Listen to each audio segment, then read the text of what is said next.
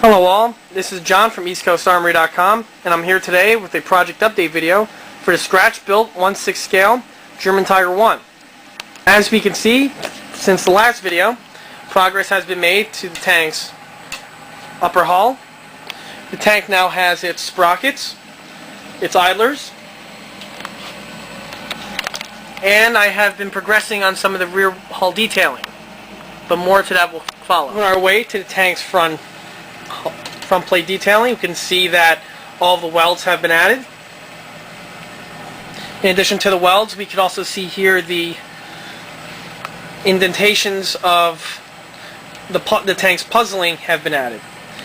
On the real Tiger 1, this plate here would have these holes cut into it that would actually help fit the panels together when they were welding the vehicle together. To replicate that, I glued a simple thin steel plate to the tank's deck and added the epoxy weld beams around it. This gives the illusion of the tank's puzzling and also of the welds. Moving our way here, we can see the bosses. These bosses would be used to help remove the sprockets in the field. There would be a winch or a crane system that would plug into these bosses here, and they would be used to help the crew or the maintenance people extract the sprocket from the final drive. Moving our way to the tank's armored visor, we can see all the visor details have been added. This whole visor here is a rest and upgrade part that is offered on EastCoastArmory.com. The visor itself is full functional in that it retracts in the closed position and can be opened up. On the inside, we can see a clear piece of Lexan plastic or polycarbonate has been added, and that replicates Panzer glass. Once the model is completed and all sealed up, you're not going to be able to see all the way to the tank's rear wall over there. Instead, it'll be nice and black, but you will still have the reflection of the plexiglass if light does hit it. When the visor's closed, we can see two other backup sighting scopes. One little piece of detail that is of note is that they have their ridges machined into them. And also as of note, because this is an initial production Tiger, it has these backup periscopes here. On the later production versions, these were welded over.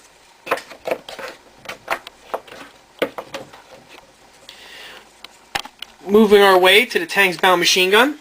This is another component right off the EastCoastArmory.com product line. The kit comes with the machine gun ball mount and the ball itself. The machine gun barrel you see here is not included with the set and is a rest and upgrade kit from Panzerworks. The ball itself is full pivoting, and because of the tank's snorkel system, which will be added later, the gun is actually designed to retract so that I could fit the cap over it without having to remove the machine gun barrel. Because my model will be getting the snorkeling equipment, I needed to do something with the bow machine gun. See, on the real Tiger 1, the bow machine gun ball would have a watertight cap placed over to prevent water from going inside the vehicle. Now, on the real Tiger 1, the MG34 machine gun would be pulled inward and would then be stowed inside the vehicle. And then the cap would be placed over via two little wing nuts that you see mounted on the sides of the bow machine gun on the tank's front hull. Because I will be fabricating this watertight cover, I needed to do something special with the bow machine gun. So rather than making the gun barrel removable, I decided to go in a different direction. I decided to, instead of make the machine gun removable, I decided to make it retract into the machine gun ball so it is stowed out of the way. The interior portion of the mount and the ball itself has been painted the base coat of the vehicle. This is done so that when the model is fully assembled, you will not have any unpainted areas of the ball, no matter which way the ball pivots.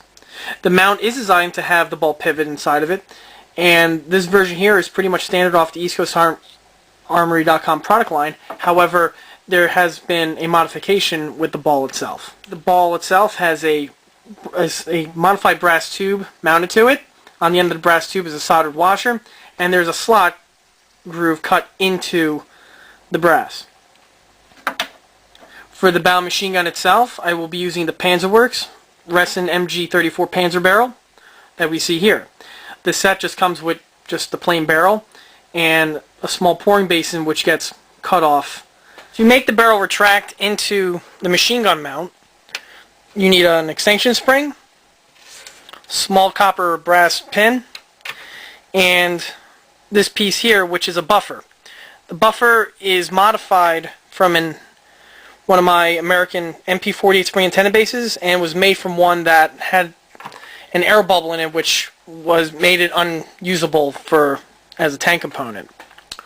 The buffer itself was turned down to the proper size of the barrel. The barrel itself was slightly modified in that it was sanded down so it fits a lot more loosely inside the machine gun barrel mount right here. The buffer itself works similar to that of like a buffer on an AR-15 in the way it's shaped and designed. And the buffer simply gets plugged onto the end of the Panzerworks barrel like so. To assemble the retractor, simply gets its spring.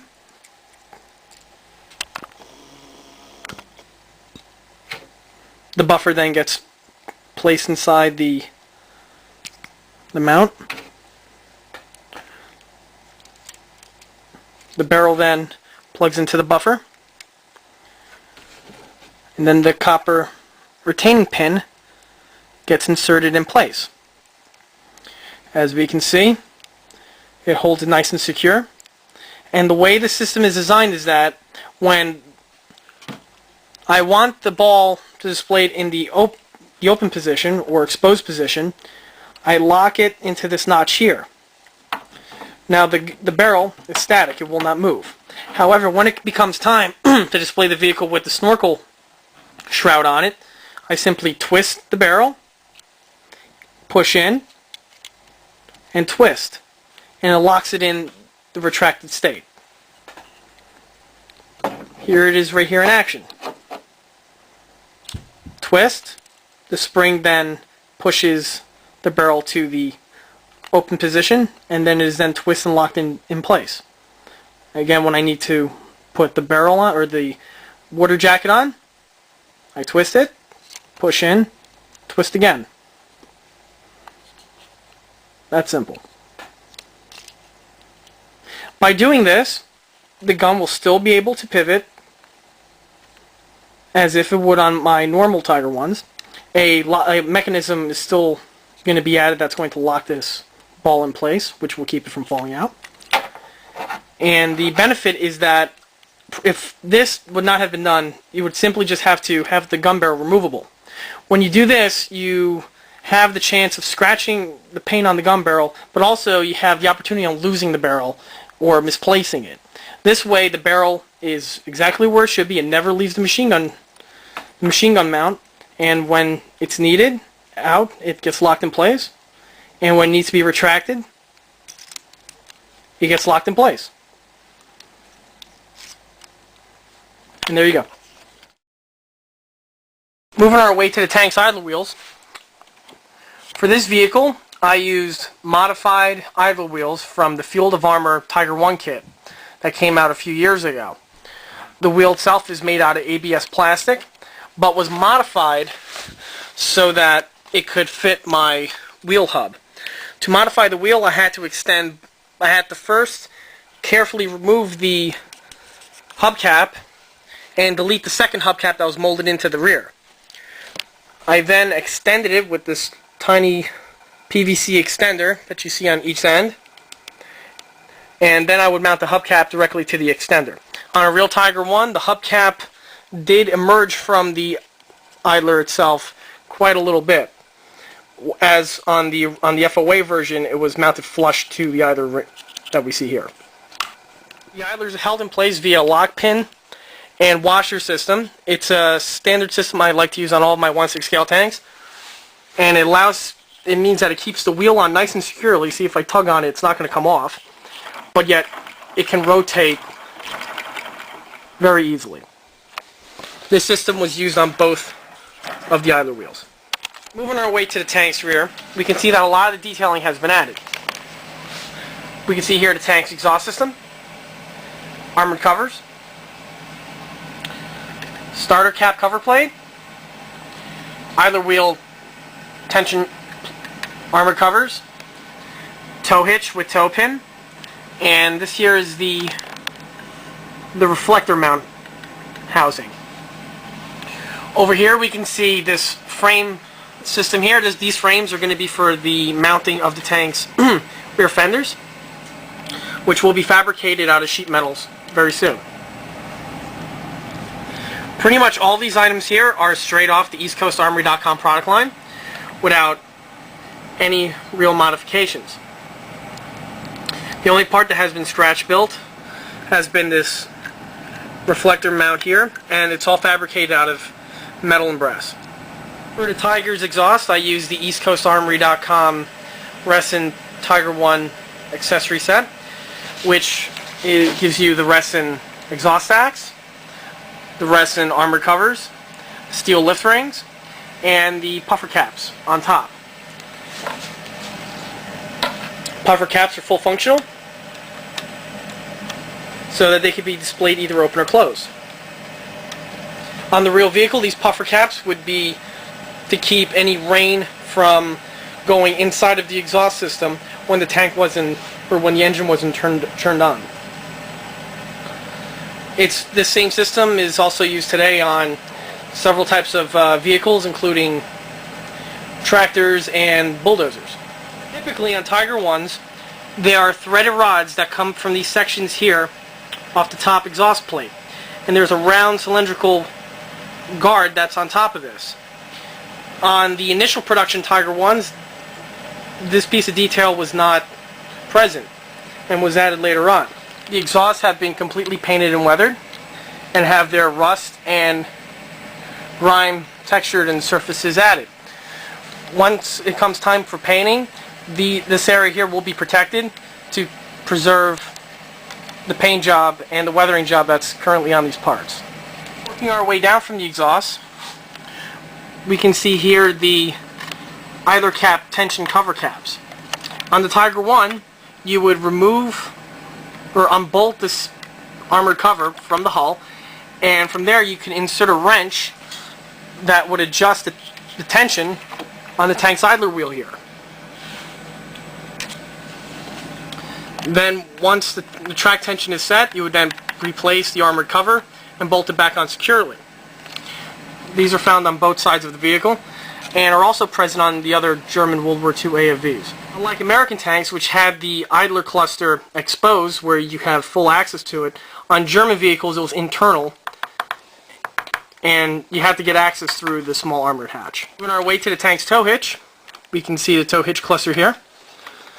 It's a lot simpler than, say, the hitches that are found on American vehicles, which were an elaborate opening and closing mechanism. On the German vehicles, it's just a simple tow hitch with a simple lock pin or draw pin that you see here. Another quick note is that we can see that the bolts here are reversed as per the real vehicle. The bolt head is on the inside and the nuts exposed on the tank's exterior. The resin tow hitch and tow pin are offered on the EastCoastArmory.com product line. It's a set that includes both the tow hitch and the tow pin. The tow pin itself is a recent addition to the set. Moving up from the tow hitch, we can see the tank's starter cover plate, as was mentioned earlier. The way it would work on the real vehicles, that this plate would be removed and a special starter plate would be mounted in this slot here. On the starter plate, you would have electrodes for hooking up to jump start it, and you would also have a guide hole for the tank's crankshaft. This would be to manually turn the engine when starting the engine manually. That cover plate would be mounted right here between the two exhaust stacks. I have this plate and we'll be installing it very soon. And that concludes this project update video for this 1/6 scale scratch build Tiger 1. Stay tuned for more progress and more updates. And don't forget to check out EastCoastArmory.com for more builds and more detailed components. Thank you.